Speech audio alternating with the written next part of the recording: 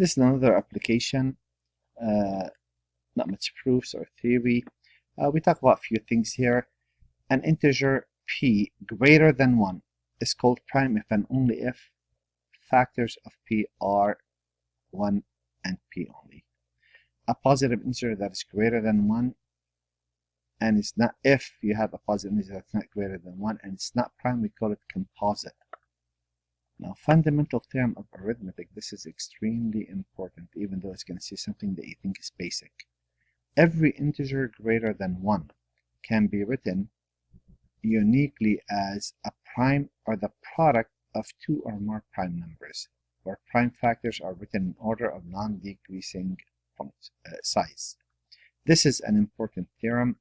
We don't use it much in this, but if you ever need to go for large numbers, it says if n is a composite integer, then n has prime divisors less than the square root of it. That's very important. I used that back in the days, but in this case, we're gonna pretty much go for something basic. This is on page, I wrote it down, page 288. So it says, determine whether each of these integers is prime. Well, this is prime because that's 1 times itself, no other factor. 27 is not, because 27 is 3 times 3 times 3. So that is not prime, that is composite. And 93 is 9 plus 3 is 12, so I know 3 divides that, right? 3 divides 3 times, so 3 times 31, that's not. 101 turns out to be prime, nothing factors that. 107 turns out to be prime, and this turns out to be prime. So hopefully this is not that bad. Again, you could use a calculator, divide it by the prime numbers. Well, you know, if it's not even 2, doesn't divide it. Start with 3, then 5, then 7, 11, 13, 15, and go on. Here it says, find the prime factorizations of those 39. I know that 3 divides that 13 times, so there it is. 81 is 9 times 9, and 9 is 3 squared times 3 squared. That's 3 to the 4th.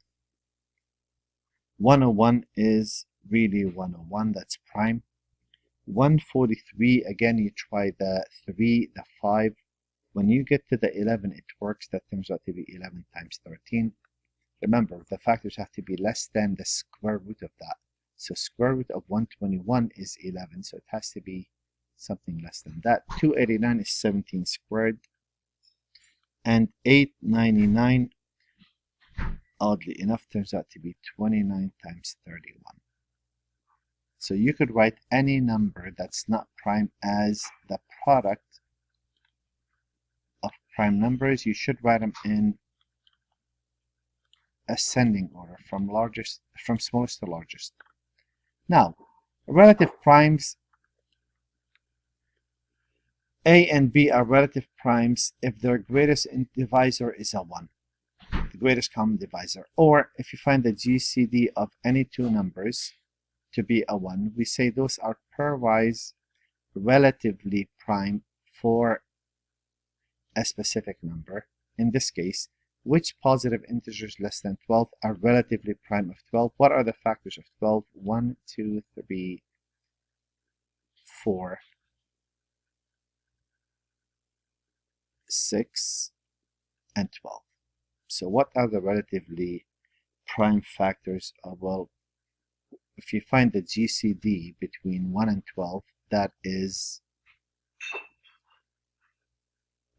1, but 1 is not prime. So if you go for the 2, obviously the GCD between 2, all of these here turn out to be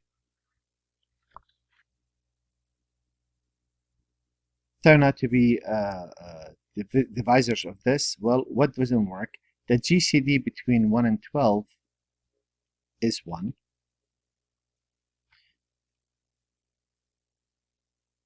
5 and 12, 7 and 12, 9 doesn't. 9 has a 3, 11 and 12. So those turn out to be the relative primes, relative prime to 12.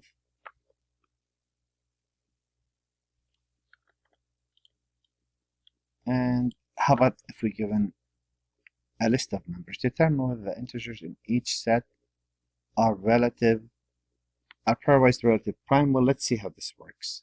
We know 21 is 3 times 7, 34 is 2 times 17, and 55 is 5 times 11. If I look at the GCD between all of these three, it's a 1. So this one is. If I go for B, 2 times 7, this is 17 times 1, and 85 turns out to be 5 times 17.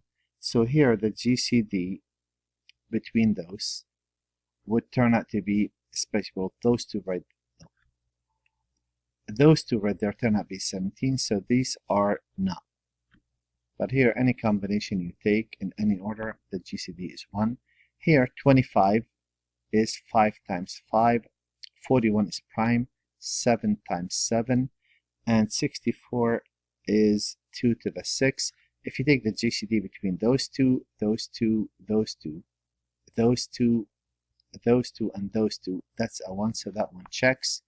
17, 18, so 18 is 2 times 3 squared, 19 is prime, and here again, if you take the GCD between those two, that's a 1, a 1, a 1, a 1, a 1, and a 1, so this is. And that's how these work. Fairly simple.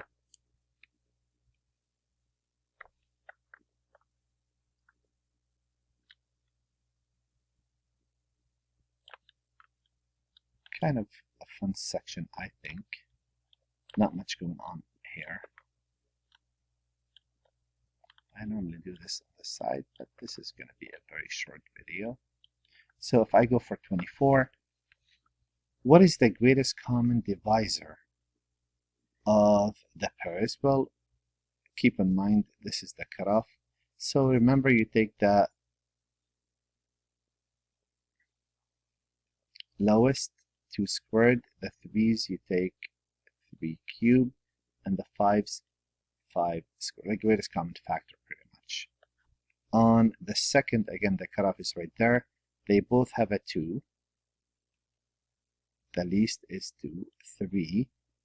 5, they don't both have 5. They both have 11. And that's about it. Now you don't need to multiply those out. You could just leave them like that. That's fine. There's nothing wrong with this. If I go for this, that would be 17. And if I go for those two, that will be a 1, which indicate those are, they don't have anything common. GCD is a 5. 5 divides both of those. And here the GCD would be a 2 times 3 times 5 times 7. To recognize it, it's the same number, so it's the whole thing.